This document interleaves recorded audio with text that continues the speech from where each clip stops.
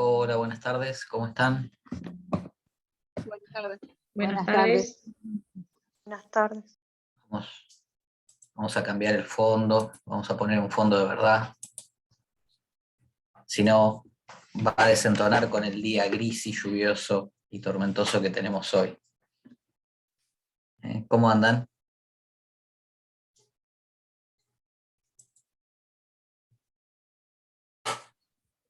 Bien, bien. ¿Bien? Bueno, Línea de costa, una tormenta bárbaro. sí. ¿Estás ahí cerca de la costa? Enfrente, vivo frente, Mogotes. Bueno, tenemos la transmisión en vivo de la tormenta entonces. Dejar la cámara prendida, si vemos la ola entrar, ya sabemos que nos tenemos que ir preparando nosotros para salir por ahí. Pero esperemos que no pase nada. Hola Melina, ¿cómo te va? Te acabo de mandar un mensaje ahí Hola doctor, ¿cómo está? que me quedó de esta mañana colgado, pero bueno, un gusto tenerte en la clase. Ya, los chicos ya te conocen. Sí, sí. Perfecto, listo. Bueno, buenísimo. Bueno, me parece que yo ya soy cohospedador, así que voy a poder presentar. Denme un minuto. Cuéntenme primero cómo están con la materia, antes que nada. Bien. Alguien que se anime. ¿Bien? Yo venía bien hasta la semana pasada y después se me empezó a confundir un poco las cosas porque cuando recién arrancamos la bajada de línea había sido estudien todo de Furundarena y después hubo profesores que dijeron no, Furundarena no, estudien de lo que vamos a subir al campus, después el campus no andaba. Y es bueno, y así, ¿no? Como que ahora me perdí. Decidí esta semana seguir con Furundarena y bueno, que sea lo que Dios quiera, porque no. Siempre. No, que sea lo que Dios quiera, no, que sea lo que el estudio quiera. No, a ver, hago esta aclaración, está bien lo que planteas. El contenido mínimo de lo que nosotros pedimos va a estar en los libros de Furundarena, en este caso en el tomo 1, porque llegamos hasta el tomo 1, salvo las dos primeras bolillas, ¿sí? Que no están desarrolladas en los libros de Furundarena, porque específicamente son de historia del derecho, y los libros son de historia constitucional argentina, y el material de derecho romano, que eso van a tener la clase la semana que viene con el doctor Pelie, y ahí él les va a comentar el material subido en la plataforma, que seguramente ya lo han podido ver y que es lo que le interesa a él hacer hincapié. Entonces, salvo esas bolillas, está bien seguir la línea de los libros de Furundarena. Obviamente, nosotros en el campus siempre dejamos material complementario, ¿sí? Básicamente porque siempre hay algún tema que está más o menos desarrollado en el libro y por ahí de acuerdo al profesor o a la profesora que lo demos, le damos más entidad que por ahí lo que está en el libro. Entonces dejamos material complementario, no solo bibliográfico. Ahí yo dejo un par de videos para esta unidad también que sirven para entender el contexto, digamos, ¿no? Y que ayudan bastante. Pero ya les digo, los contenidos mínimos van a estar en los libros del doctor Furundarena, así que con eso no se hagan problemas. Entonces. Dale, bueno, muchísimas gracias. Y está bueno que tengan esa base y después complementen con lo que vamos subiendo. Bien. También sabemos que esto... todo no se puede leer porque deben de estar usando varias materias, ¿no? Es que eso es lo que me pasaba. De repente yo venía con Furundarena y venía al día, y cuando pude ingresar al campus la semana pasada vi la cantidad de material que había y que de repente dijeron, no, Furundarena no, es el campus, dije, chao, no llego, o sea, tengo que arrancar todo de nuevo, no llego. Pero ahora me quedo más tranquila, voy a seguir como estoy y complementaré con algunas cosas puntuales del campus y bueno, creo que voy a andar bien. Exacto. Y otra cosa básica, ¿no? Esto es algo que ustedes ya saben a esta altura. Perdón, no sé, seguramente debe haber posiblemente varios de ustedes que es la primera, digamos que es el primer año que están como estudiantes universitarios, otros que traen más experiencia, pero ustedes tengan presente que siempre vamos a hacer hincapié fundamentalmente en los temas que damos en clase.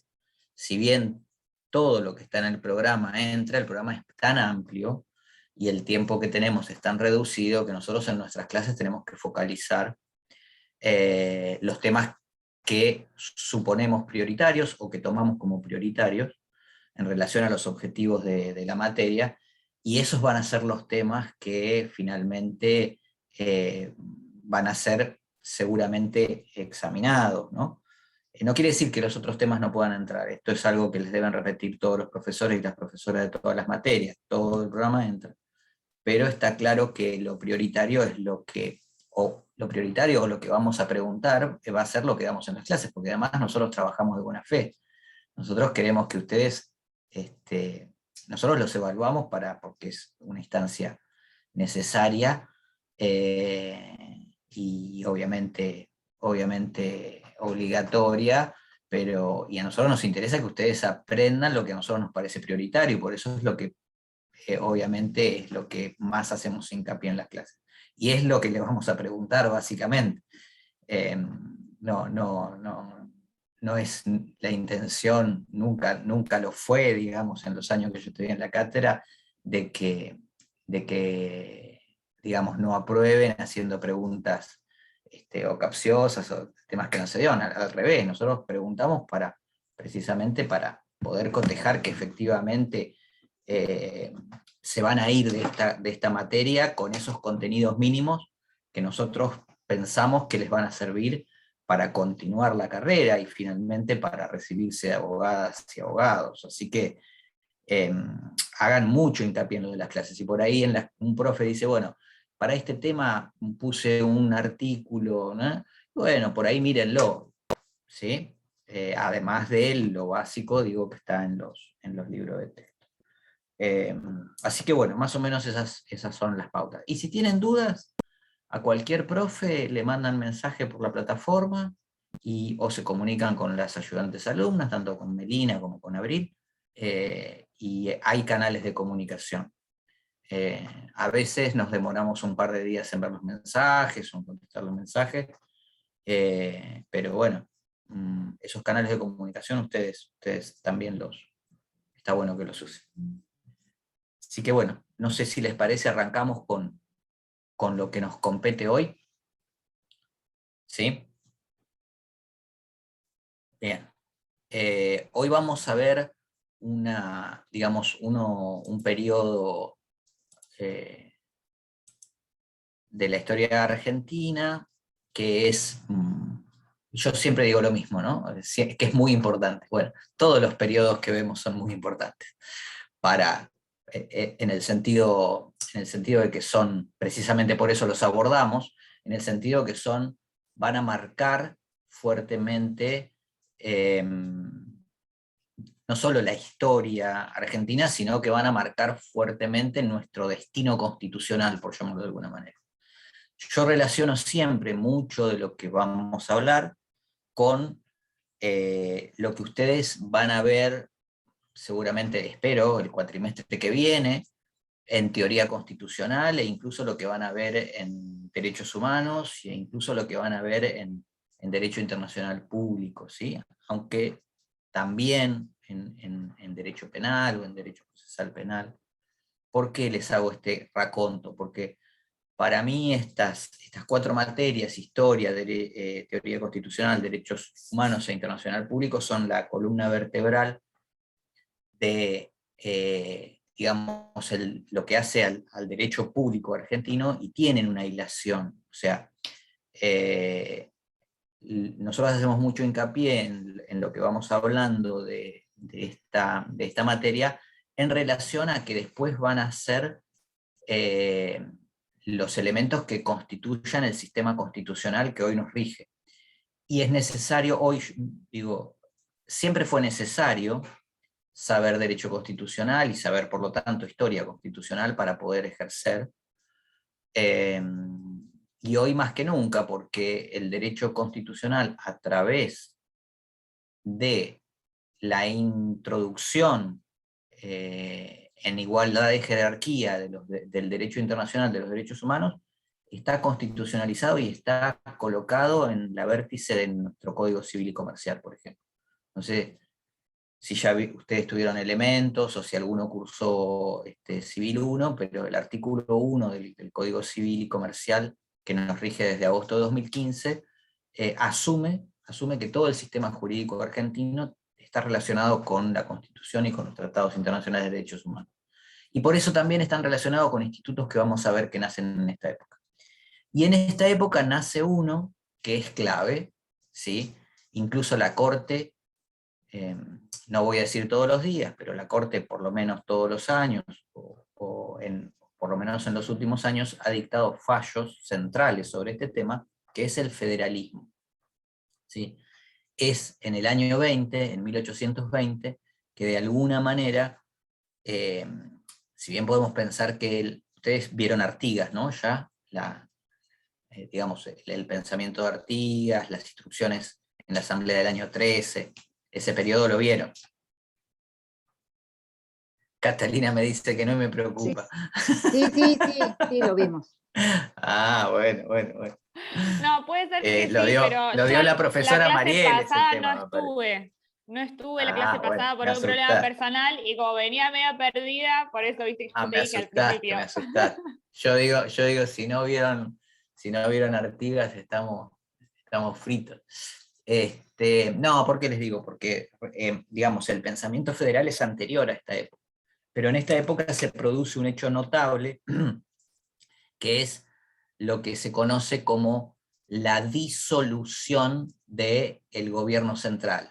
Recuerdan ustedes que en 1814 se creó por primera vez un poder ejecutivo unipersonal en lo que eran las Provincias Unidas del Río de la Plata, que fue el directorio, ¿sí? Entonces, teníamos como poder ejecutivo al director, todavía no teníamos constitución, obviamente, ¿no? Estábamos discutiendo cómo nos íbamos a organizar constitucionalmente. Teníamos como poder ejecutivo al directorio, que rigió esa figura, ese poder ejecutivo unipersonal, desde 1814 a 1820. ¿Sí? Y después teníamos, a su vez, tuvimos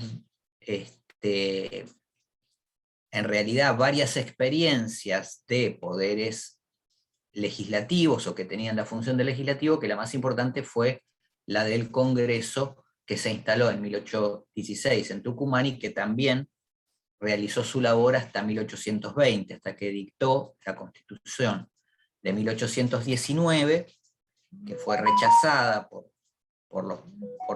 digamos, básicamente por los pueblos o por varios de las provincias del interior, y que dio lugar a este proceso que se llama de disolución de las autoridades nacionales. ¿Por qué? Bueno, porque básicamente se va a finalizar la figura del directorio, no va a existir más un poder ejecutivo unipersonal que rija en todo el territorio de las Provincias Unidas, y también se va a acabar la experiencia del Congreso, tampoco va a haber un poder legislativo común. Entonces, ¿cómo se gobierna un territorio sin una autoridad común?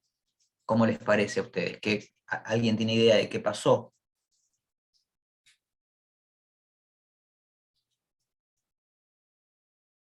Cualquiera, aunque no tengan idea, tiren.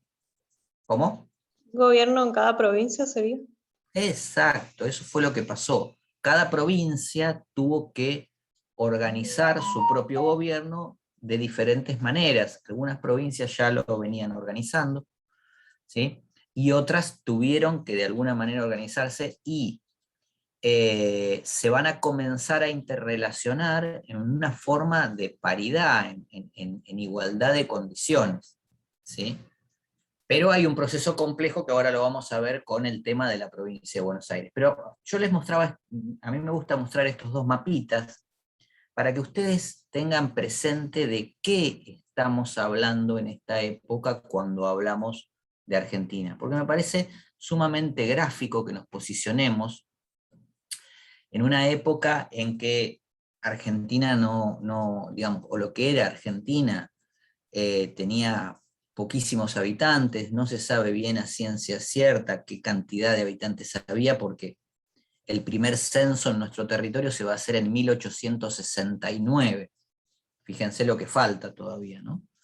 Pero no debían llegar ni al medio millón de personas.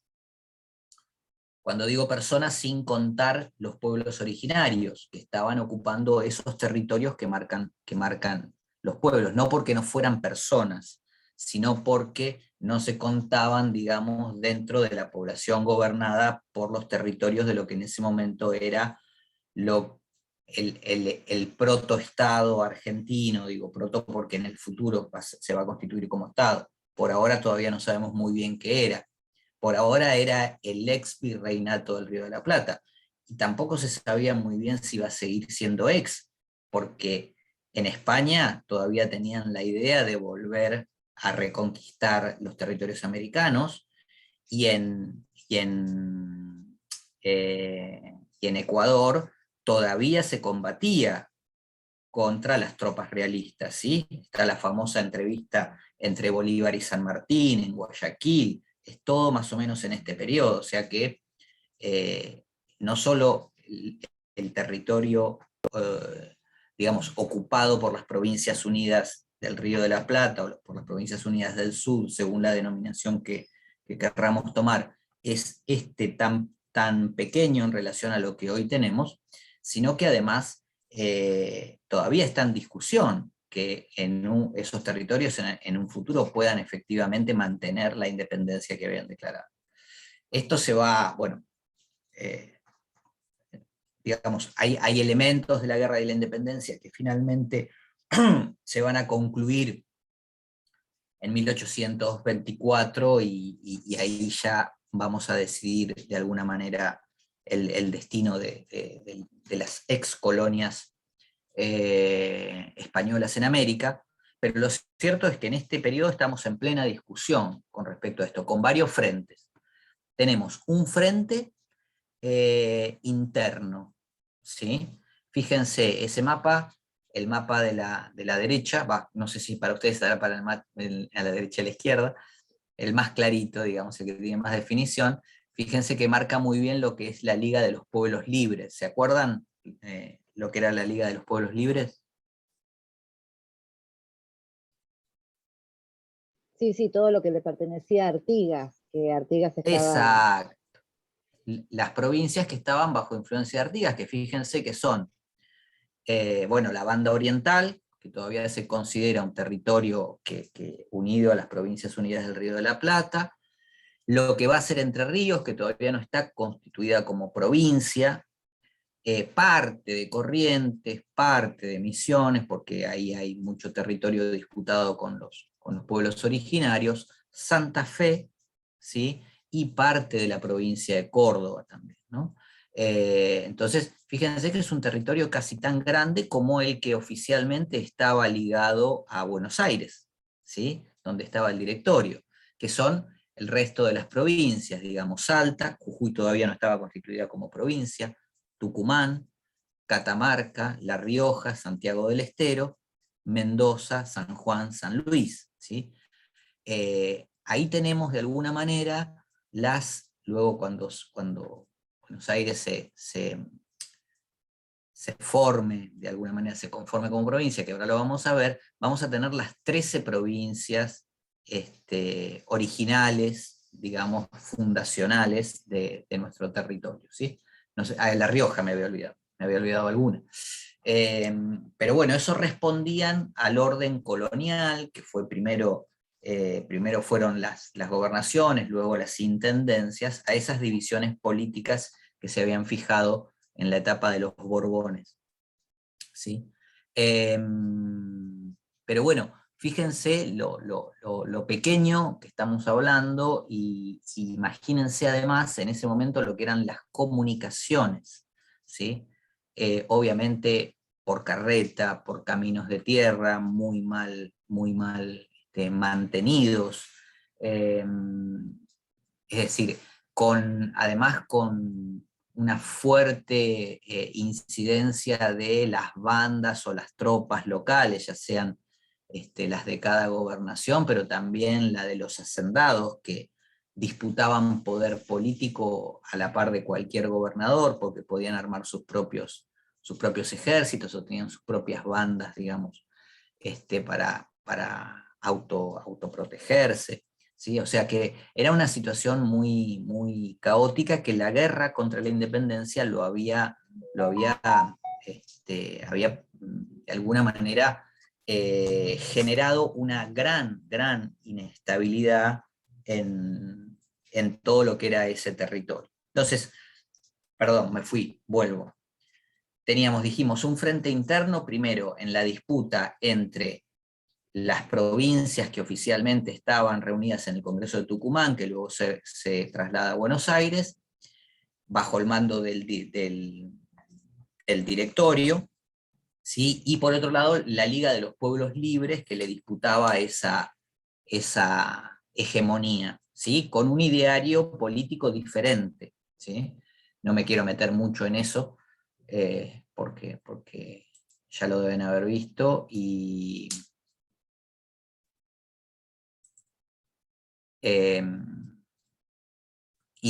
nos iríamos, y no nos alcanzarían las dos clases que tenemos esta semana para verlo, pero por un lado tenemos ese frente interno, por otro lado tenemos un frente externo con las tropas realistas. Ese frente externo por ahora está instalado en Perú, ¿sí? En este momento ya San Martín pasó a Chile, de alguna manera liberó a Chile de las tropas realistas, está en Perú combatiendo nuevamente con el centro del poder español, con el centro del poder político y militar español en Sudamérica, que era el Virreinato de Lima, ¿sí? Y que no solo San Martín está combatiendo ahí, sino que en el norte de nuestro país se combate, ¿sí? Fuertemente las incursiones de los realistas. Si ustedes se ponen a pensar, Güemes, ¿sí? En estos momentos, en este año, es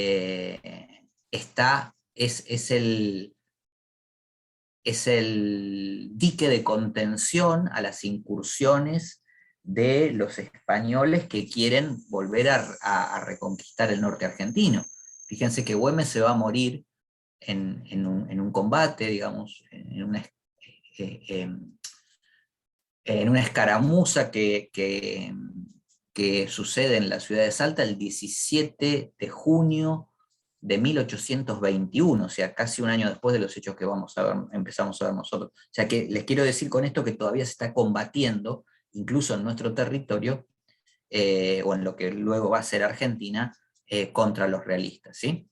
Y por otro lado tenemos otro frente, que es el de los portugueses, ¿sí? Los portugueses están invadiendo la banda oriental, ¿sí? Entonces, Artigas ahí tiene dos frentes, tiene que combatir contra los portugueses en la banda oriental y tiene que combatir contra el poder central asentado en Buenos Aires. Por lo tanto, se dan cuenta ustedes el caos, ¿sí? que es en ese momento nuestro territorio. Y ese caos también, obviamente, que se traslada a la política. ¿Estamos bien? Sí, profe. Ahí se da, bien, buenísimo. Ustedes ahora los veo chiquititos por ahí, así que cualquier cosa abran los micrófonos y me dicen, sobre todo si pasa algo, si no se escucha, o si tienen alguna duda, o si se durmieron. Si se durmieron no me digan nada, pero bueno. O díganme, así por lo menos introducimos otro tema, o hacemos otra intervención. No, les decía, ahí se da una batalla que va a ser obviamente una de las tantas que tenemos en nuestra gran historia de conflictos internos, de lo que llamaríamos una guerra civil, que es cuando el gobernador de Santa Fe, Estanislao López, y Francisco Ramírez, como dice ahí, autoproclamado gobernador de Entre Ríos, porque en realidad Entre Ríos todavía no estaba constituida como provincia, ¿sí? Que eran dos personas que respondían de alguna manera al ideario federal de Artigas, ¿sí? Ahí lo que sucede es que se da una batalla, digamos, entre lo que sería el ejército del poder nacional, si quieren, del directorio, ¿sí? Comandadas por Rondó, que era el director en ese momento, y la Cañada de Cepeda está en la frontera entre Santa Fe y Buenos Aires, y como las tropas nacionales, vamos a llamarlos así, son derrotadas por las tropas provinciales de Santa Fe y de Entre Ríos, o federales, vamos a llamarlos así, lo que sucede es que se disuelve, es el golpe final, esta batalla, como bien dicen ahí, es en febrero de 1820, y bien empieza el año 1820, es de alguna manera el golpe final contra ese gobierno central que estaba muy desprestigiado, sobre todo después de haber el Congreso sancionado la Constitución de 1819, que no había dejado contento a nadie. Básicamente porque no aceptaba algo que era ya bastante obvio, que era que los territorios argentinos que se denominaban provincias reclamaban autonomía.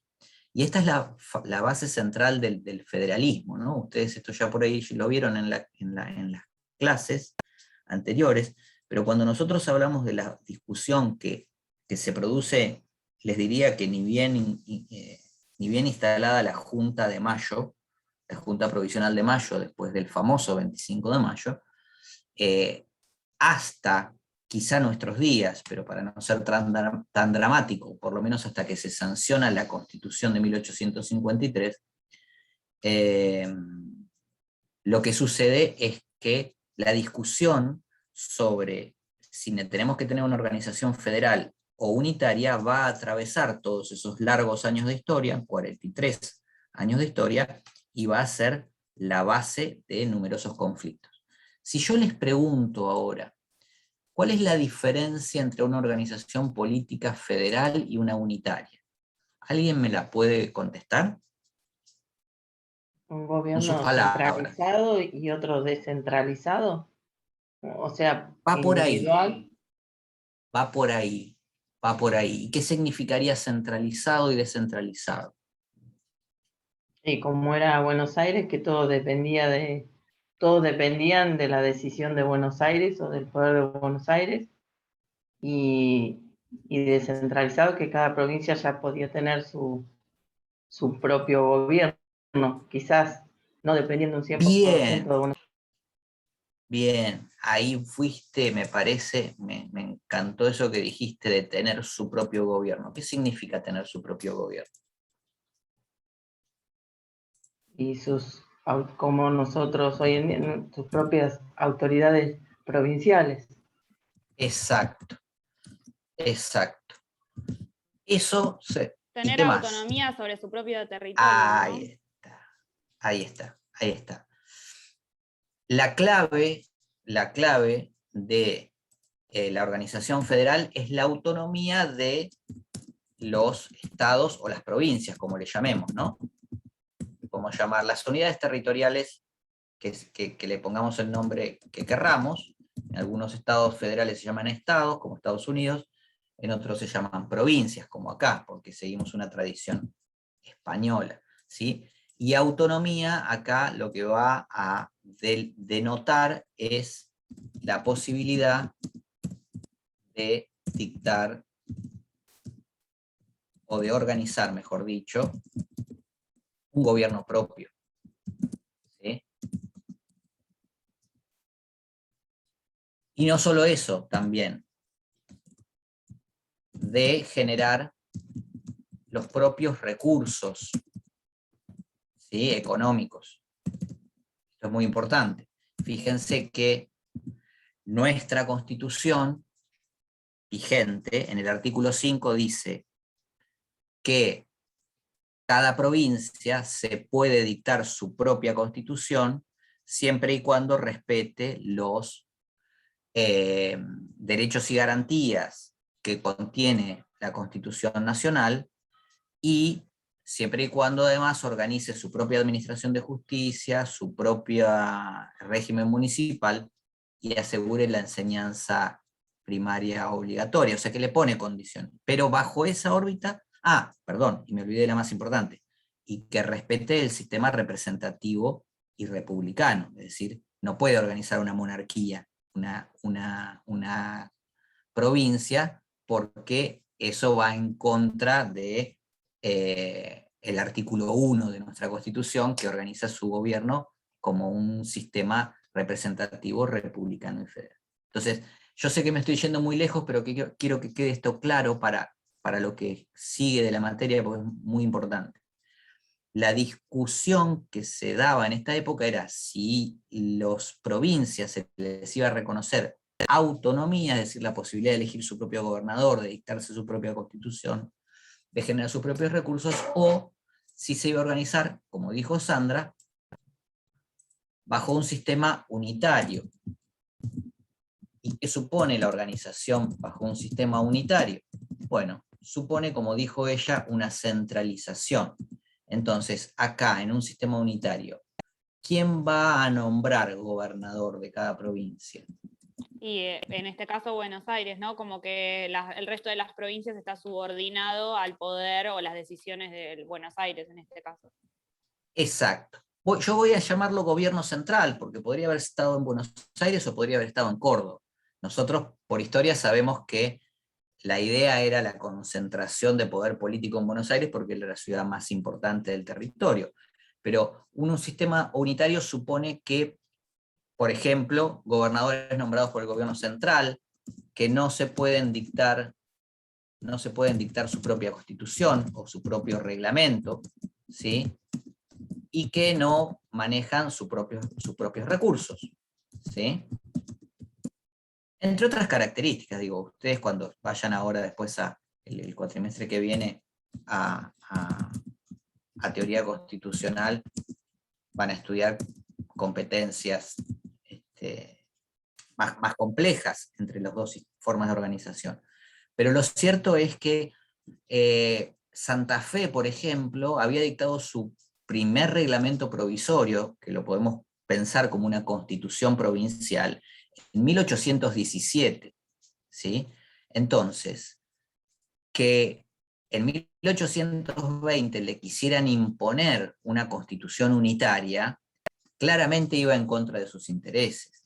Lo mismo le sucedía, por ejemplo, a la provincia de Córdoba, ¿sí? Que tenía una larga tradición de organización política propia, ¿sí? Entonces, ese complejo sistema de enfrentamientos políticos básicamente tenía en mente estos dos modelos. En uno, como vuelvo a las palabras de Sandra, que fueron muy acertadas, toda la cuestión política y económica estaba centralizada. Perdón, la pizarra la pudieron ver, ¿no? Sí, Ah.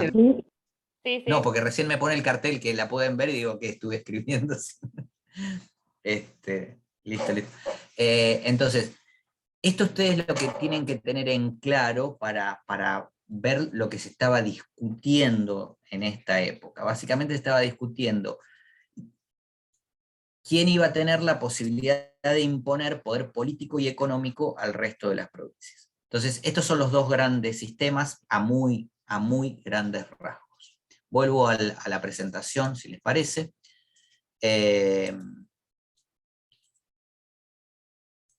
Entonces, lo que se da en Cepeda es, como dice ahí abajo, el derrumbe de todo un sistema que más o menos se había ido construyendo entre mayo de 1810 y febrero de 1820, ¿no? De un sistema donde se pensaba una organización política fuertemente centralizada en Buenos Aires, y sobre todo teniendo en cuenta los intereses económicos de Buenos Aires.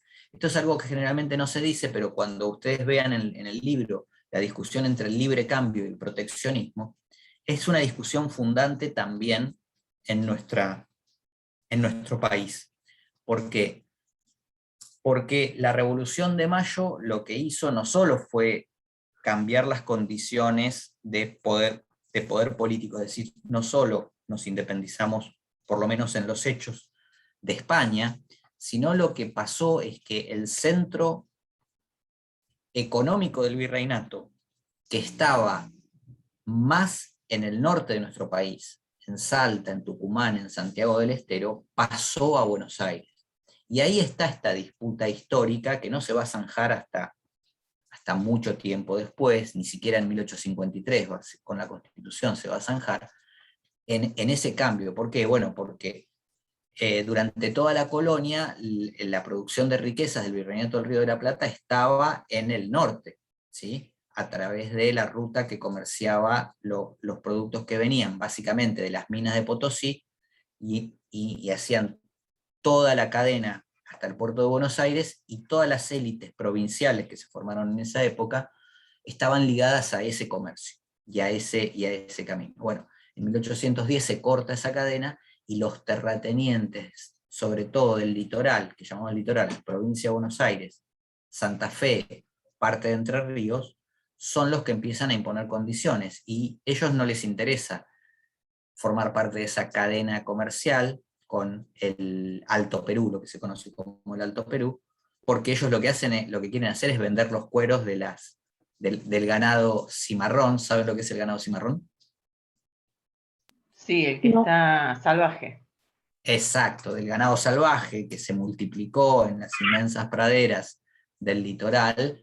Lo que hacen es básicamente exportar esa materia prima que es súper requerida básicamente en Inglaterra, en Francia, en los Países Bajos, es decir, aquellos territorios europeos que ya están en curso de su segunda revolución industrial, están mirando la segunda revolución industrial y ya viene avanzada la primera. ¿Se entiende? Entonces, por ahí me detuve demasiado, discúlpenme, pero es para que se entienda lo complejo de la cuestión. Se discute la cuestión de la unidad o del régimen federal a la par que el centro de poder económico cambie. Entonces, Buenos Aires va a ser básicamente unitaria, o va a ser la base principal de la idea de un país centralizado, porque tiene la aduana y tiene los productores de su principal bien económico ahí, y entiende que al cortarse el comercio de las provincias del norte con la guerra del Alto Perú, esas provincias no tienen ya mucho que ofrecer, ¿sí? Entonces tampoco pueden imponer muchas condiciones.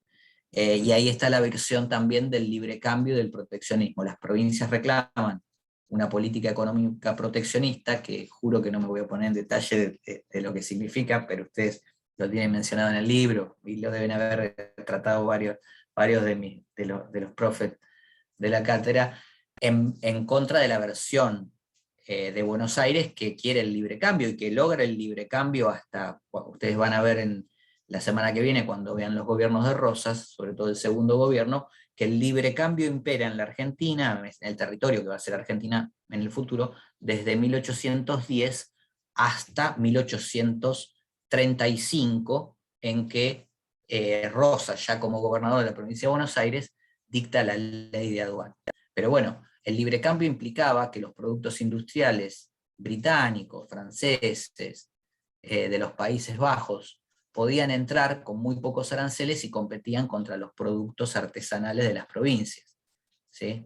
Entonces, claramente generaban una balanza comercial deficitaria y una quiebra en muchas de las economías provinciales. Entonces, estas discusiones están en el centro de todos estos hechos. Ninguna es ajena, ¿sí? No es que solo se estaban peleando por un ideario federal o unitario, no. Había visiones económicas, políticas muy fuertes. ¿Qué pasa perdón, me pasé una, ¿no? Sí. Al disolverse el gobierno central, resulta que los demás territorios fuera de Buenos Aires estaban organizados como provincias, ¿sí? Mencionamos a Santa Fe, Entre Ríos, que se comienza a organizar como provincia, la Banda Oriental, que ya se reconocía como provincia, y las demás que mencionamos, ¿sí? Algunas tenían ya una carta orgánica o un reglamento provisorio, ¿sí? Como se le llamaba a una organización, a una preorganización constitucional, y otras no, pero lo cierto es que estaban organizadas de tal manera que podían mínimamente asegurar el orden dentro de sus provincias y ser aceptadas como representantes en cualquier Congreso Nacional, ¿sí? Eso ya estaba configurada, esa identidad como provincia ya estaba configurada. La de la provincia de Buenos Aires no, porque Buenos Aires, ya sea lo que era el CEN, digamos, lo que era propiamente la ciudad de Buenos Aires, como los alrededores, que le llamamos la campaña, que los alrededores ustedes vieron en el mapa que tampoco eran muchos, ¿sí? No era una provincia tan extensa como como lo es hoy, o como lo va a ser 50 años después, porque en realidad casi todo el territorio de la provincia de Buenos Aires está en manos de los pueblos aborígenes, ¿sí? Entonces, ese territorio alrededor de la ciudad de Buenos Aires lo llamamos la campaña. Bueno, ese territorio, ciudad de Buenos Aires y campaña, no estaba organizado como provincia. ¿Por qué? Porque siempre había formado parte de donde residían las autoridades nacionales. Había sido la capital del virreinato y luego había sido, de alguna manera, el centro de poder político de las Provincias Unidas del Río de la Plata. Entonces, no tenía esa autonomía que, mal que mal, aunque no sea reconocida formalmente, tenían las otras provincias. Entonces, lo que sucede es que el centro del poder político en Buenos Aires, en la ciudad y en la campaña era el Cabildo, ¿sí? Cabildo de Buenos Aires, que había sido el que había convocado el famoso Cabildo Abierto del 22 de mayo de 1810, bueno, etcétera, etcétera. El tema es que a partir de la batalla de Cepeda, el 11 de febrero de 1820, Rondó, que era el director, renuncia, obviamente, ¿sí? Y acá lo que sucede es que por primera vez la provincia de Buenos Aires va a tener una organización provincial, ¿sí? ¿Por qué? Porque el Cabildo, fíjense, una autoridad municipal, si se quiere, el Cabildo convoca a elecciones para formar una junta de representantes. ¿Qué es la junta de representantes? Bueno, la junta de representantes no es ni más ni menos que una legislatura, ¿sí? Que el poder donde reside la soberanía del pueblo, de acuerdo a la tradición liberal clásica que tenían muchos de los actores políticos de la época. Convoca a la Junta de Representantes, que por lo tanto se forma como tal, y esa Junta de Representantes elige como gobernador provisorio, ¿sí?, a Manuel de Zarratea, ¿sí? Entonces, fíjense, es la primera vez que la provincia de Buenos Aires se constituye como una entidad autónoma, provincial, en igualdad de condiciones que la provincia de Santa Fe, que la provincia de Córdoba, que la provincia de Tucumán, con autoridades propias, que ya no son autoridades nacionales, sino propiamente provinciales. Todavía no tiene reglamento orgánico, no tiene constitución, no tiene nada, más, casi que no tiene gobernador, ahora vamos a ver por qué.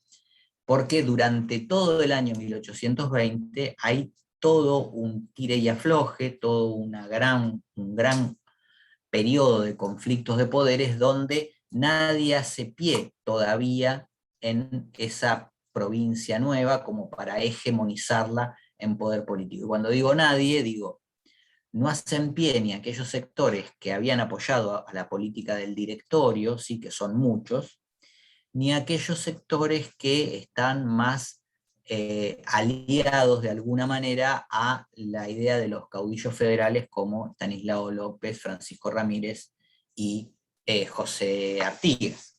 Bien, lo cierto es que se elige a Manuel de Zarratea y acá comienza una serie de sucesos políticos. Zarratea firma en nombre de Buenos Aires, me voy un poquito más adelante y ahora vuelvo. Fíjense, firma ese tratado que se llama el Tratado del Pilar. Fíjense que la fecha de la firma del Tratado del Pilar es el 23 de febrero de 1820. Zarratea lo firma como un gobernador recién asumido en representación de Buenos Aires. Después vamos a ver lo que significa ese tratado, pero lo cierto es que en Buenos Aires los actores políticos de Buenos Aires lo rechazan ese Tratado del Pilar, básicamente porque proponía una organización federal del futuro territorio nacional. Ahí yo no sé cuántas fotos ven en este Power, porque a mí me tapan un poco me tapan los cuadraditos con nuestras caras. ¿Ustedes lo ven entero? Bien. Se ve entero. Pero fíjense todo lo que pasa en la provincia de Buenos Aires en ese periodo que va de marzo, digamos, de 1820 hasta noviembre de ese mismo año. Pasa de todo. ¿Por qué? Porque hay conflictos políticos que se resuelven con las armas desde todo punto de vista, ¿sí? El primero es que Zarratea es rápidamente destituido como gobernador, por esto que les contaba, por Balcarce, ¿sí? Balcarce era uno de los patriotas, digamos, de la campaña de San Martín, de la Guerra de la Independencia. Luego Estanislao López ataca a Buenos Aires porque, o se prepara para atacar Buenos Aires porque él era el gobernador de Santa Fe que 2 meses antes, o un mes antes, no solo le había ganado, digamos, militarmente a las tropas del Directorio, sino que además habían tratado de instalar a Zarratea como un gobernador afín a las ideas liberales. En eso, fíjense, vuelven a deponer a Balcarce, ¿sí? Zarratea vuelve a ser gobernador. Después se designa la Junta de Representantes, designa a Ildefonso Ramos de Mejía como gobernador provisorio. Fíjense todos los sucesos que van saliendo en este caso. Después se da el famoso Día de los 3 gobernadores, con Ramos Mejía, Soler, y Balcarce nombrados por diferentes autoridades, gobernadores, el mismo día que muere Belgrano, en el olvido, y en la misma ciudad de Buenos Aires, el 20 de junio de 1820. Fíjense, acá hay un conflicto de poderes muy interesante, porque por ejemplo Soler es nombrado gobernador por el Cabildo de Luján. Ahora nos vamos a referir a eso, ¿sí? Bueno, finalmente Estanislao López vuelve a intervenir en la provincia de Buenos Aires, ¿sí? Y pone fin a ese gobierno de Soler. Fíjense que nuevamente hay otro nombramiento interino, que es el de Dorrego, ¿sí? Hasta que finalmente se logra estabilizar en la Junta de Representantes luego de septiembre de 1820, y esa Junta de Representantes se constituye una entidad que se va a llamar Partido del Orden, y logra nombrar a Martín Rodríguez como gobernador. Martín Rodríguez era un militar que también había participado de las campañas de la independencia, y que era el comandante de las tropas de la campaña en Buenos Aires, ¿sí? Y con esas tropas, ¿sí?, él se logra imponer militarmente, y de alguna manera, a partir de este momento, comienza un periodo que se va a conocer como, en Buenos Aires, el periodo, digamos, por lo menos de la estabilidad. Ahora vamos a ir un poquito más adelante con eso. ¿Venimos bien hasta ahora? Esto es muy complicado. No tienen que saber, a ver, no es necesario que conozcamos el detalle, ¿sí?, de finalmente si Soler derrota a Zarratea, si Martín Rodríguez derrota a Dorrego. No nos interesa tanto la anécdota militar, sino lo que nos interesa es que ustedes puedan visualizar que ningún poder político todavía en Buenos Aires logra hegemonizar la situación, hasta que Martín Rodríguez lo logra hacer con una alianza de diferentes sectores, que ahora más o menos lo vamos a comentar, una alianza de diferentes sectores que participaban en la vida política de Buenos Aires, y a partir de ahí logran proyectar durante por lo menos 4 o 5 años una estabilidad que le va a dar a Buenos Aires un crecimiento muy importante. Lo vamos a ver en detalle. Pero me voy un poquito antes.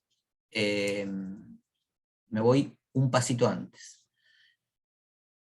Acá ustedes cuando vayan al programa van a ver que tienen un punto que habla de los tratados.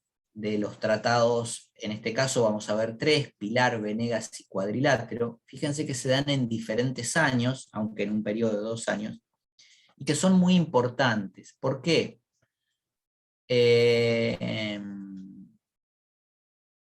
Por esto. Ahora los vamos a ver en detalle, ¿sí? Pero fíjense, de estos tratados nosotros extraemos 3 principios fundamentales. Ahora les voy a insisto, los vamos a ver un poquito más en detalle los tratados, pero primero extraemos el principio de nacionalidad. ¿Qué quiere decir el principio de nacionalidad? Bueno, básicamente que si bien no había un gobierno central, no había una autoridad nacional, de hecho no solo no había sido derrotada militarmente, por eso no había, las provincias, fundamentalmente las que van a participar en estos tratados, que son lo que conocemos como las provincias del litoral, Buenos Aires, Santa Fe, Entre Ríos, Corrientes en algún momento, pero no están ajenas otras provincias como Córdoba, por ejemplo. De alguna manera dicen, está bien, nosotros tenemos nuestro gobierno propio, todavía no tenemos un gobierno central, pero nuestra voluntad es formar una única unidad política, no hacer una nación separada. Santa Fe por un lado, Buenos Aires por el otro, y Entre Ríos por el otro. Ni siquiera la banda oriental, ¿sí? Que después, lamentablemente, va a ser, sí, un país diferente, ¿no? Un Estado-nación diferente. Pero lo que se extrae de la lectura de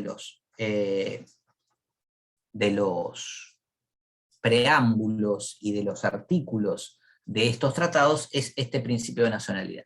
El otro principio muy fuerte es el de autonomía provincial. ¿Por qué? Porque en muchos de estos tratados se menciona que las provincias se reservan su autonomía, su soberanía, perdón. Acá soberanía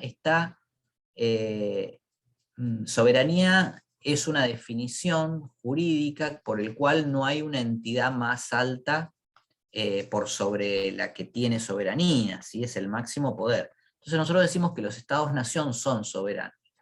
En este momento se utiliza la idea de soberanía como que, al no haber un gobierno central, ninguna provincia se podía imponer sobre la otra, porque todas eran iguales. Eso en definitiva después nosotros lo vamos a traducir en la continuidad del derecho público argentino como la idea de que va a haber una autonomía provincial, del principio de autonomía.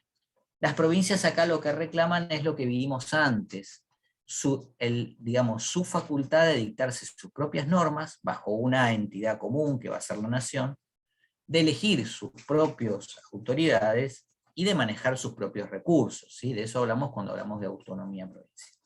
Y el otro principio fuerte que se extrae de estos 3 tratados es el principio de federación, es decir, la forma de organización política que respete esa autonomía provincial en el marco del respeto también al principio de nacionalidad, es que se organice el país bajo un sistema federal, ¿sí? Así, las provincias, cada una, van a tener sus propias facultades, se van a manejar en igualdad de condiciones entre ellas y solo van a tener que respetar las condiciones, digamos, del gobierno federal, ¿sí? Esto, dicho en esta época, se entendió más o menos, ¿no? ¿Se entiende? Sí. Si no se entiende algo, me cortan, no hay problema. Pero lo que les quiero decir, acá estamos hablando de un federalismo no muy desarrollado, en el sentido de que no hay muchos ejemplos en el mundo, ¿sí? Hoy podemos hablar podemos escribir millones de páginas de libro hablando de federalismo, ¿sí? Tenemos numerosos estados federales en el mundo, tenemos diferentes organizaciones, tenemos hasta fallos innumerables de la Corte Suprema Argentina interpretando nuestro federalismo. Pero lo cierto es que en este momento no hay nada, hay meramente una idea que proviene básicamente de malas traducciones de la Constitución de Estados Unidos y de malas traducciones de autores que escriben sobre el sistema constitucional de Estados Unidos, no hay mucho más, ¿sí? Entonces, por eso digo, lo matizo, son principios como ideas rectoras, ¿sí? Ni siquiera como doctrinas totalmente definidas, ¿sí? Incluso se va a ver luego en las discusiones en los diferentes convenciones constituyentes que vamos a tener. Entonces, vuelvo ahora a la letra un poquito fina de los tratados, ¿sí? El primer tratado, que es el que propone la organización bajo un sistema federal, se da para firmar la paz de la batalla de Cepeda, se da entre Buenos Aires, Santa Fe y Entre Ríos. Fíjense, artículo 1 propone un sistema federal y propone que se organice un Congreso Constituyente en la ciudad de San Lorenzo, ciudad de la provincia de Santa Fe, dentro de 2 meses. O sea, fíjense lo apurados que estaban los caudillos provinciales por tener una constitución, ¿sí? Porque ellos pensaban que era el momento político de debilidad de Buenos Aires, de debilidad de derrota de las autoridades centrales, y lo cierto es que Argentina no es que no quiso tener una constitución hasta 1853. La verdad es que no pudo, pero siempre hubo intentos, porque claramente todos sabían que era necesario tener esa constitución. Bueno, finalmente eso no se va a lograr, en San Lorenzo no va a haber ningún congreso porque básicamente Zarratea, cuando vuelve con la firma de ese tratado a Buenos Aires, lo destituyen, ¿sí? Entre otras cosas. Así que obviamente que eso no se puede poner.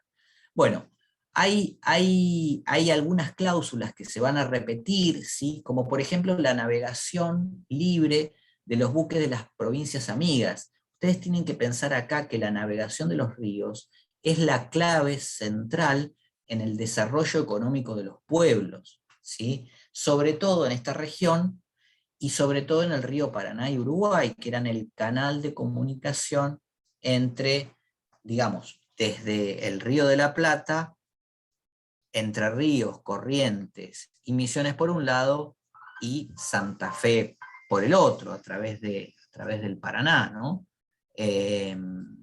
Bueno, obviamente Santa Fe, Chaco y las regiones del norte. Entonces, esto es fundamental, cómo se vaya a organizar esa libre navegación, porque si las provincias asumían su soberanía y no dejaban pasar buques de otras provincias, lo que cortaban era la línea comercial. Entonces, esto va a ser fundamental. Bueno, después hay muchas otras cláusulas, digamos, puntuales que tienen que ver con los sucesos de la época, pero pasemos al Tratado de Venegas. El Tratado de Venegas se firma, fíjense, en noviembre de 1820, y cuando ya Martín Rodríguez ha hegemonizado el poder político en Buenos Aires y declara el cese de las hostilidades entre Buenos Aires y Santa Fe. Recuerden que Estanislao López, bueno, había intervenido en todas las inconstancias políticas y militares que se sucedían en los gobiernos de Buenos Aires. Entonces, acá se propone la organización de un congreso, no se dice un congreso bajo el sistema federal, pero se dice un congreso en Córdoba, también para dentro de 2 meses. Este congreso se va a constituir en 1821, pero va a fracasar. ¿Y por qué Córdoba? Bueno, porque el que es garante de este tratado entre Buenos Aires y Santa Fe es Bustos, que era en ese momento el gobernador de Córdoba, que le interesaba llevar el centro de poder político del país a esa provincia, y por eso trata de ser árbitro entre Buenos Aires y Santa Fe, y por eso pone a Córdoba como, digamos, centro de reunión del Congreso.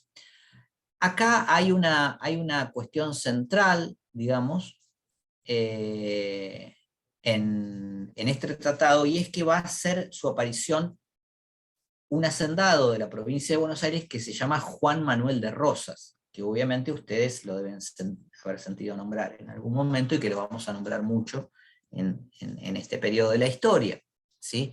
Juan Manuel de Rosas era un joven hacendado en ese momento, que no solo manejaba estancias, sino que manejaba saladeros, y destraba la posibilidad de firmar el Tratado de Venegas. ¿Por qué?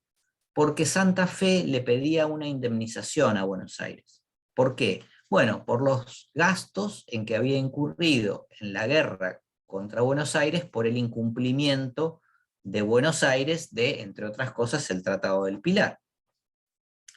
Entonces, la guerra, ustedes tienen que pensar que la guerra y estas guerras civiles, estas guerras interiores, no solo eran caras en cuanto a los recursos que se necesitaban para poder mantener un ejército, sino que además eran caras porque arrasaban con los campos por los que pasaran, porque al ejército había que obviamente mantenerlo, pero además eran caras porque cortaban el comercio, ¿sí? Entonces perjudicaban fuertemente a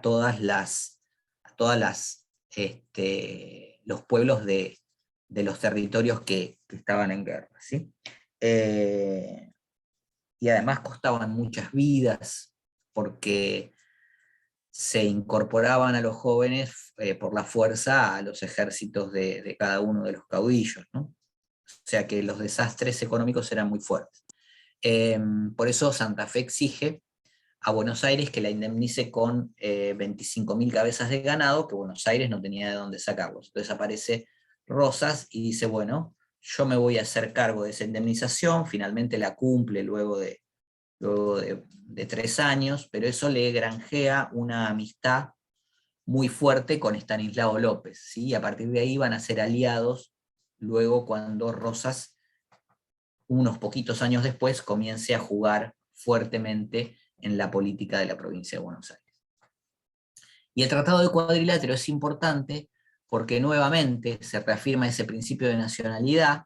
Fíjense, verdadera amistad e unión permanente e igualdad de términos. Fíjense que ahí extraemos el principio de nacionalidad y el principio de autonomía, ¿sí? Este Tratado del Cuadrilátero lo que hace es poner un statu quo en esta situación, es decir, poner un status quo, no me sale mejor definirlo. Digamos, dejar la situación como en la foto, como en lo que se ve, no innovar. Ahí está, ahí me sale mejor esa definición. Y lo que hace es decir, bueno, desde 1820 hasta 1822 vinimos organizándonos entre las provincias, bueno, sigamos así.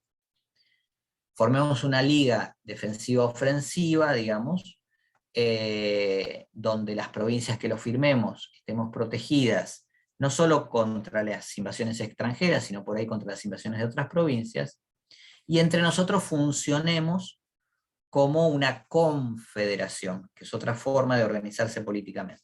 No me quiero meter en eso ya porque se me está yendo demasiado el tiempo. Pero bueno, por eso pactan libre comercio de buques nacionales, es decir, que no van a abonar derechos aduaneros el buque de Buenos Aires que pase de Buenos Aires a Santa Fe, o de Buenos Aires a Entre Ríos, o de Entre Ríos a Corrientes, por ejemplo, viceversa, ¿sí? Bueno, restitución de prisioneros, etcétera, etcétera. Lo que no pone este Congreso es una forma de organización, porque lo que propone en realidad es que, como dije, se continúe con esta forma de relación entre las provincias. Esto hasta que la situación cambie, lo vamos a ver un poquito más adelante, en 1824, y se convoque al Congreso que va a dictar la próxima Constitución Argentina, que va a ser la de 1826. Y acá nos vamos a meter con lo que sucede en la provincia de Buenos Aires. No vamos a tener tiempo de verlo todo hoy, lo vamos a continuar mañana, porque vieron que a mí me gusta hablar mucho, como se habrán dado cuenta. Pero comienza algo que todavía en la historia argentina se conoce como la experiencia de Rivadavia, incluso que se conoce en algún momento como la feliz experiencia, o que hizo de Rivadavia, que fue un oscuro personaje durante el primer y segundo triunvirato, digamos, un prócer argentino, ¿no?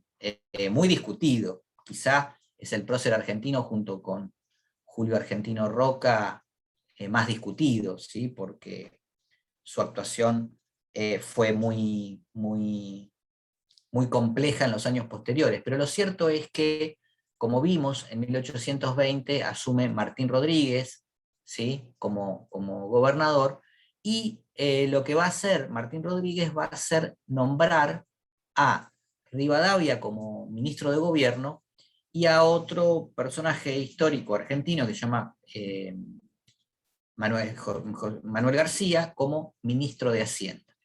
Y ellos van a encarar lo que se conoce como las reformas rivadarianas. Van a encarar un tipo de reformas, a ver si los tenemos por acá. Bueno, acá tenemos varias, pero voy un cachito más atrás. Van a encarar una serie de reformas basadas en un ideario puramente liberal. Cuando digo puramente liberal, digo liberal políticamente y económicamente, ¿sí? En Buenos Aires y en todo el territorio del ex virreinato del Río de la Plata, todavía las ideas liberales clásicas, digamos, cuando digo ideas liberales clásicas estoy hablando de Hobbes, Locke, Rousseau, digamos, ¿no? Si bien eran conocidas por Mariano Moreno, por Castelli, obviamente por Bernardo de Monteagudo, es decir, por aquellos ideólogos de la Revolución de Mayo, en algún caso, no lograban hacer pie todavía porque estábamos todavía en la transición de lo que había sido un siglo, digamos, de poder político español con una idea monárquica y centralista a un nuevo mundo para el Río de la Plata, y que además se había caído medio de golpe, ¿no? Entonces, acá va a aparecer Rivadavia, que había andado por Gran Bretaña, ¿sí? como enviado del gobierno central durante varios años, y tratando de hacer también negocios para su propio peculio, y va a traer las ideas de una vertiente liberal que se conoce como el utilitarismo, ¿sí? Cuyo principal e impulsor en Gran Bretaña es Jeremy Bentham. No sé si lo sintieron nombrar, si lo vieron en Derecho Político.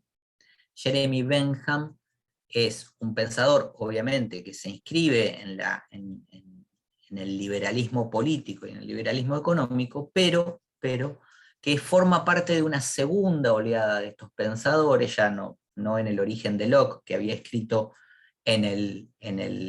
digamos, en la segunda mitad del siglo XVII, sino ya fuertemente arraigado en el siglo XIX, cuando la revolución industrial ya está en marcha, ya, digamos, se ven los frutos de ese increíble cambio social, político y económico que había sido, digamos, que habían sido las revoluciones burguesas y la revolución industrial propiamente dicha. Entonces, Bentham escribe ya desde ese mundo.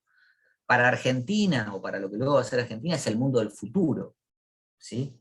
Es muy el futuro, inclusive, ¿sí? Pero Bentham escribe desde ese mundo en una sociedad que ya tiene características bastante fuertes de una sociedad capitalista, ¿sí? Y Rivadavia toma esas bases, ¿no? Entonces toma las bases de las ideas económicas y políticas del utilitarismo. El utilitarismo trae una idea básica, y es que supone que ¿por qué se llama utilitarismo? Bueno, porque básicamente lo que piensa que la sociedad se tiene que organizar de la forma en que pueda dar la mayor solución a los problemas prácticos de la vida a la mayor cantidad de personas, ¿sí? ¿Y qué sería la idea central de la escuela utilitarista? Bueno, básicamente es que lo que le conviene a la mayor parte de las personas es lo que le conviene a la sociedad. Lo estoy diciendo muy básico, ¿eh? Quizá me agarra algún estudioso en serio, digamos, de las vertientes utilitaristas de este pensamiento político, y me podría hacer muchas objeciones, pero lo estoy haciendo muy básico para que se entienda. Entonces Rivadavia lo que hace es llegar al gobierno de Martín Rodríguez con esas ideas y encontrarse con una fuerte organización política basada en todo el ideario colonial, ¿sí? ¿Y dónde se ve esto? Bueno, se ve en muchos sectores, ahora vamos a ir viendo alguno que otro, pero para afianzar su poder político, lo que hacen en 1821 es primero dictar, fíjense, una ley electoral. Esta ley electoral es muy importante en la provincia de Buenos Aires. Primero, porque es el principal antecedente de una ley electoral en Argentina, ¿sí? Ustedes deben saber de la secundaria, digamos, por la famosa ley Sáenz-Peña, ¿no? El quiebre que produjo en la historia argentina. Bueno, esta ley no es obviamente tan progresista como la ley Sáenz-Peña, porque estamos en otro momento político y de desarrollo del país, obviamente, y de la provincia de Buenos Aires, pero esta ley es muy avanzada para la época. Fíjense, no decimos que traía un sufragio universal, porque eso es muy difícil estaríamos trasladando categorías que son de otra época a esta época, donde la idea del voto en el mundo, no en Argentina, la idea del voto en el mundo era una idea revolucionaria, no se votaba casi en ningún país del mundo. Se votaba de la manera en que se iba a proponer en esta ley, digamos, es que cada habitante, cada hombre, perdón, partimos de la base que estamos en una masa de universos donde las mujeres están excluidas de la vida pública en general, ¿no? Por lo menos de la vida pública formal. Digo, acá hay habilitado, toda persona mayor de 20 años, todo hombre mayor de 20 años, está habilitado para votar, sin otra condición. Esto era realmente una cosa muy rara en el mundo, porque en general, desde la Revolución Francesa, pero digamos, ellos que habían de alguna manera inaugurado la idea del voto, hasta Gran Bretaña, y también en Estados Unidos, donde obviamente se votaba, la idea era lo que se conoce como el voto censitario. El voto siempre estaba ligado a alguna condición, que alguien fuera propietario, que alguien fuera profesional, o que alguien tuviera un empleo o digamos, o una actividad decente, ¿sí? Es decir, que pudiera mostrar su arraigo en la comunidad. Acá no hay ninguna condición, por eso se habla de sufragio amplio, no universal. Pero de alguna manera va a mantener, va a imponer, o va a inaugurar mejor, una tradición en Argentina. Porque en Argentina nunca va a haber voto calificado, nunca va a haber voto, lo que se conoce como el voto censitario, como hubo en muchos otros países. Y además combina ese voto con el voto directo. ¿Qué quiere decir voto directo? Bueno, no sé, digamos, aquel ciudadano que votaba, no votaba directamente a la figura del gobernador, pero votaba directamente a sus representantes. No era que votaba electores que luego elegían a los representantes, como también sucedía en muchos sectores, ¿sí? Por ejemplo, los del pueblo de la campaña X elegían un representante para que luego se reúna y votara a los representantes de la Junta, ¿sí? No, acá el voto era directo.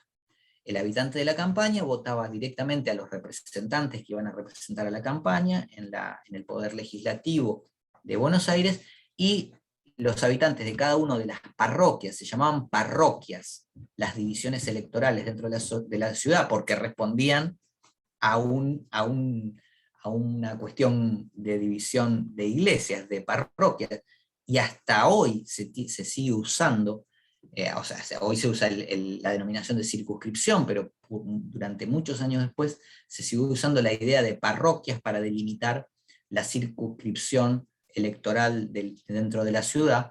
Bueno, entonces, en la ciudad cada habitante de la parroquia votaba a los representantes de la ciudad en la Junta, ¿no? Entonces, esta ley fue muy importante para ampliar la base de participación política que en esa época era muy, muy limitada. Lo que sí no combinaba claramente el acceso a los cargos. Fíjense, el voto pasivo, es decir, el voto activo es quienes pueden votar, el voto pasivo es quienes pueden ser elegidos. Bueno, acá no, acá los que podían ser elegidos no eran cualquier hombre mayor de 20 años o 25 años, sino que acá sí el que era candidato a la Junta de Representantes tenía que ser mayor de 25 años y poseer una propiedad inmueble o industrial, ¿sí? Con lo cual fuertemente limitaba el poder político. Acá se aseguraban, acá le ponían un cerrojo, si quieren ustedes, a la participación política de los sectores populares, porque claramente eran muy pocas las personas que podían tener una propiedad inmueble o industrial en esta sociedad tan segmentada, ¿sí? Que venía de los tiempos de la colonia. ¿Se entiende? ¿Sí? ¿Vamos bien? Ya terminamos. Nos quedó un montonazo fuera. Mañana no sé cómo vamos a hacer para terminar, pero bueno, voy a ir un poquito más rápido, lo prometo.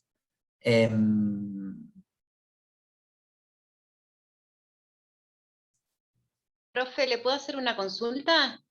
Sí, cómo no. ¿Estas filminas están subidas al campus o se van a Sí. subir? Gracias. Sí, están subidas, menos la del voto, que Bien. siempre le hago algo. Hay dos que no están subidas, pero yo igual después las subo. Gracias. Lo que está ahora en el campus, fíjense que no tiene esa del voto y no tiene otra más que tampoco es muy, muy importante, se las voy a mostrar ahora. Gracias. Pero igualmente después la subo completa. Después todo lo demás sí, está subido. Fíjense, acá viene este periodo que se conoce como las reformas de Rivadavia, donde Rivadavia trae estas ideas progresistas para la época, ¿sí? Para la época eran súper progresistas estas ideas. Y miren que va a romper con una sociedad colonial. Después podemos discutir las ideas políticas de Rivadavia, digamos que claramente era, sin duda, no tenía muchas intenciones de favorecer. Bueno, mi perro no está de acuerdo con que Rivadavia fuera progresista, pero bueno.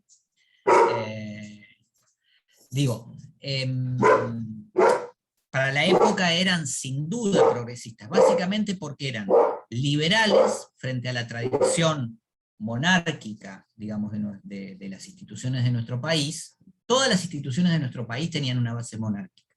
Monárquica, digo, que habían sido formas de organización política que se habían dado durante la monarquía española, que había sido, sin duda, una de las más absolutistas de Europa, ¿sí?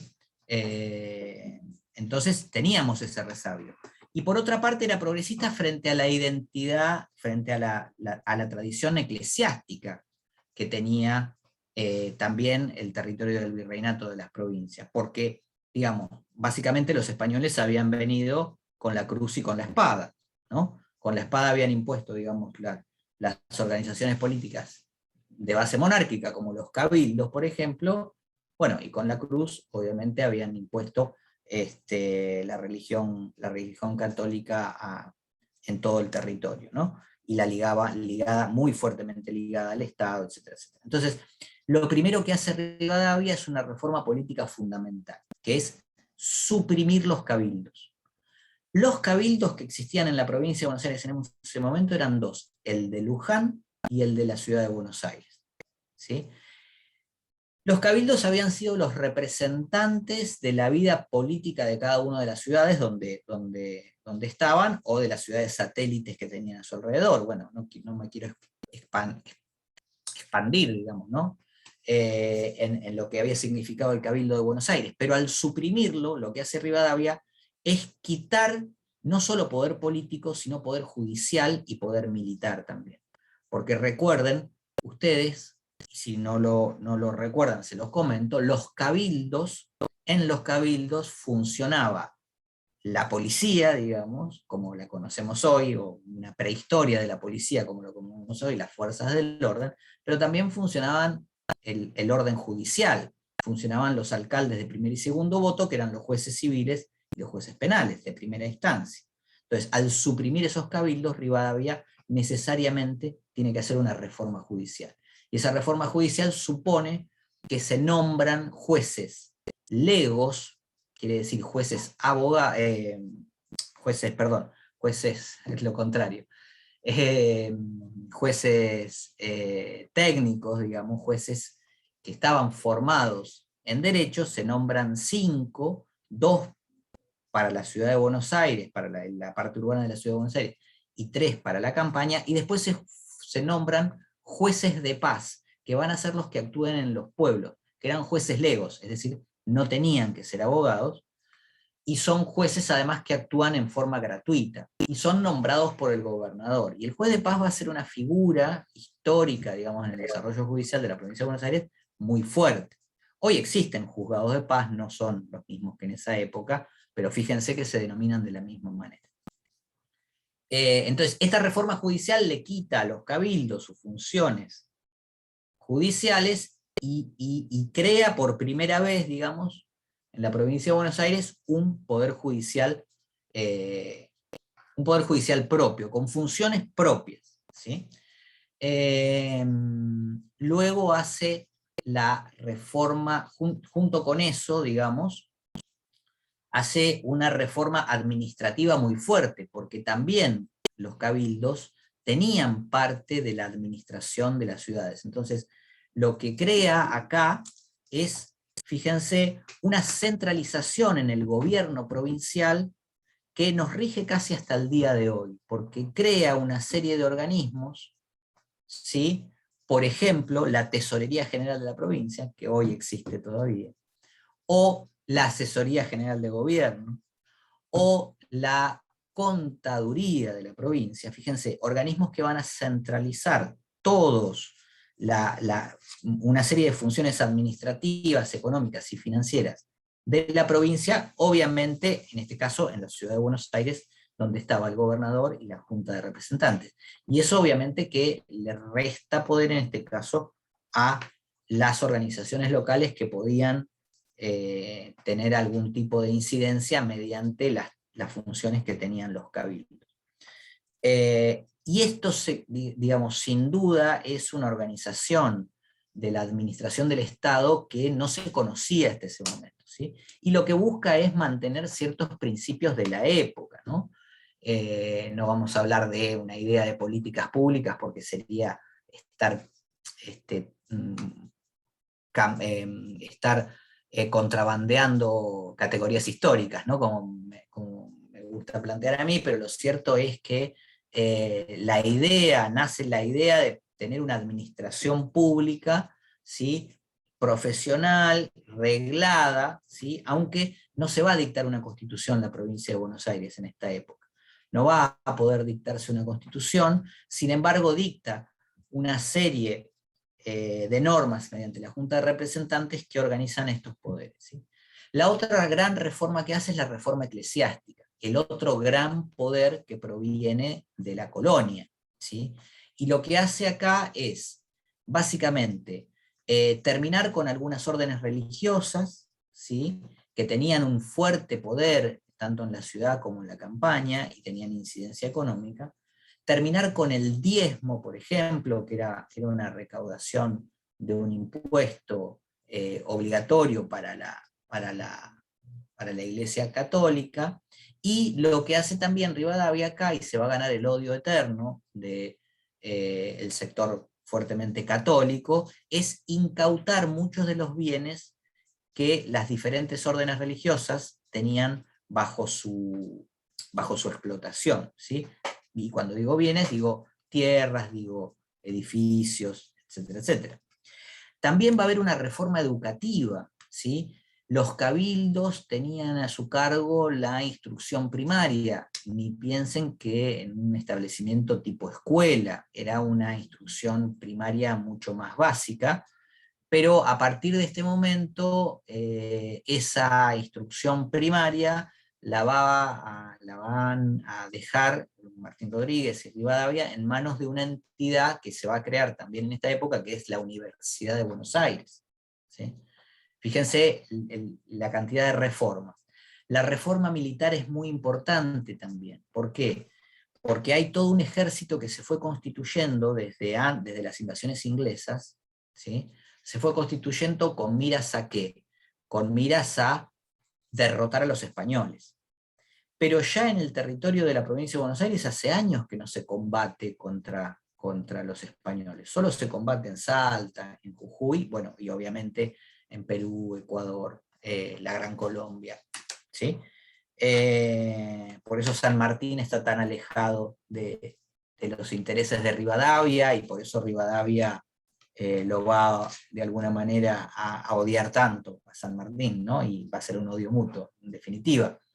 Pero lo cierto es que la provincia de Buenos Aires entiende que tiene que mantener a un gran ejército que en realidad no le sirve de mucho. Entonces lo que hace es una reforma que genera una serie de retiros del personal militar con reducción de sueldo. Obviamente los retira, quiere decir, no cumplís más funciones militares, te vas a tu casa y te pago, de acuerdo a los años que estés, 1/3 del sueldo, la mitad del sueldo, o todo el sueldo entero, de acuerdo a los años que haya integrado el ejército. Esto crea muchos en disensos, ¿sí? Se crean muchos enemigos también, como se había creado con la reforma eclesiástica, pero lo cierto es que obtiene por lo menos menos gastos para el tesoro de la provincia, ¿no? Y en lugar de enfocar al ejército hacia el combate exterior, lo que lo va a enfocar es hacia las fronteras con los pueblos aborígenes. Lo que hace es comenzar a formar milicias que puedan contener y que puedan avanzar sobre las tierras de los indígenas. Y la otra gran reforma, otra de las grandes reformas, es en el plano cultural. Rivadavia viene también de Inglaterra con la idea, digamos, de que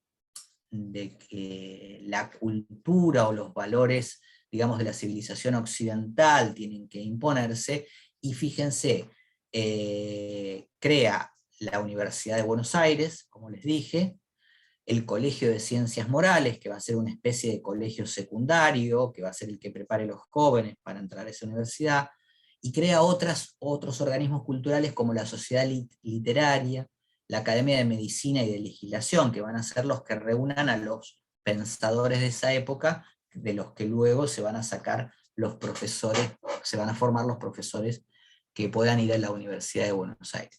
La Universidad de Buenos Aires, fíjense, hace muy poquito cumplió 200 años, ¿sí?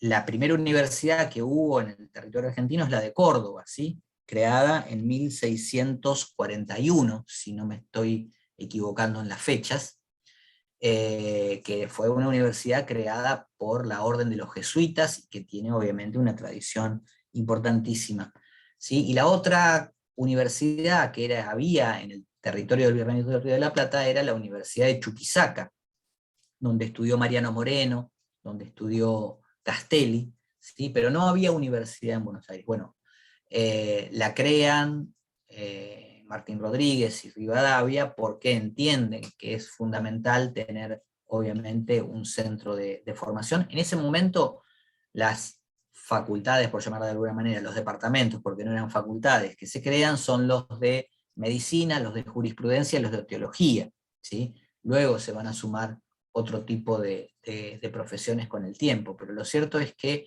fíjense la visión de que de alguna manera tenían, que, bueno, nada, crearon hoy una de las, no sé si en este momento, nunca sé cómo están los rankings, pero creo que la UBA había rankeado como la mejor universidad latinoamericana en uno de estos rankings que yo le pongo bastante en duda siempre, porque son parámetros un poco, indicadores que responden bastante al mundo desarrollado y no tanto a nuestras realidades, pero bueno, lo cierto es que, fíjense, que ponen la piedra fundacional de, sin duda, lo que es una entidad hoy indispensable para el desarrollo de la ciencia, de la tecnología y del pensamiento en Argentina, ¿no? Terminemos acá, porque son las 20, nos queda un montonazo, pero mañana supongo que vamos a poder ir un poquito más rápido, si les parece. No sé si se aburrieron mucho, si tienen preguntas, a disposición.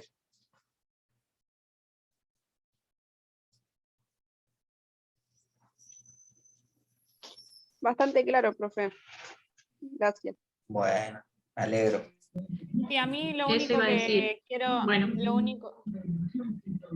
lo único que quiero confirmar, que usted igual me parece que ya lo dijo, es que más allá de toda esta información y datos tan precisos que nos estuvo dando toda la clase, la idea es que comprendamos las ideas generales o de qué se trataba, en dónde estaban parados, más que quizás datos así específicos entre cada personaje que participó de cada cosa, ¿no? Sí. Sobre todo eso que dije de los personajes más específicos, lo digo muy, muy concretamente con el periodo sobre todo de 1820 en Buenos Aires. Sí tienen que tener en claro, por ejemplo, la reforma eclesiástica, la reforma militar, digo, las grandes líneas, esto que dije, no más de lo que dije, ¿sí? Lo de los cabildos, digamos, porque sí hace a la conformación del periodo, ¿sí? Yo le puedo plantear algo. ¿Usted ¿Cómo podría, no? por ejemplo, para la próxima clase o para cuando usted pueda de última subirlo al campus, algunas preguntas sobre estas unidades que estamos viendo a modo de práctica? Dale, Dale. gracias. Dale, me parece bien. Parece un lindo ejercicio. Una pregunta, profesor, buenas noches. Sí, buenas noches. ¿Dónde estaba ubicada geográficamente la universidad que estudió Mariano Moreno? Estaba en la Manzana de las Luces. No, perdón, la de Mariano Moreno en Chuquisaca. Es el actual Sucre en Bolivia. En Bolivia. Ah, perfecto. Si no, no ubicaba el Es lugar. la actual ciudad de Sucre. Ajá. La universidad de... En realidad tenía dos nombres, Chuquisaca y Charcas. Y actualmente es la ciudad de Sucre. Bien, sí, la uva en la Manzana de las Luces. Allá lo que Claro. ahora es San Telmo prácticamente. Bien, Exacto. gracias. Ahí estuvo Gracias, la primera... profesor. No, Gracias.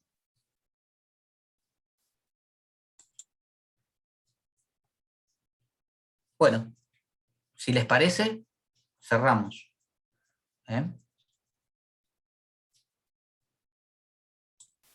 Bien, bueno, gracias por la clase. ¿Estamos bien, Melina? Bueno, Sí. gracias. Gracias, profe. Sí, vamos bien. Los chicos que avisaron que tuvieron problemas de conectividad, por eso hoy no estuvieron en la clase, que mañana, Bueno. si se soluciona el problema de la luz, están conectados. Dale, igual yo suelo, si recupero la grabación después de la página del centro, generalmente lo suelo subir también a la propia clase, así si alguno se lo que perdió y se quiere aburrir un rato, lo puede pasar. Lo puede pasar en 1,5 de última, en 2, así vamos. Gracias, Bueno. Adiós. profesor. Buenas noches. Nos vemos mañana. Chao, chao. Hasta mañana. Hasta mañana.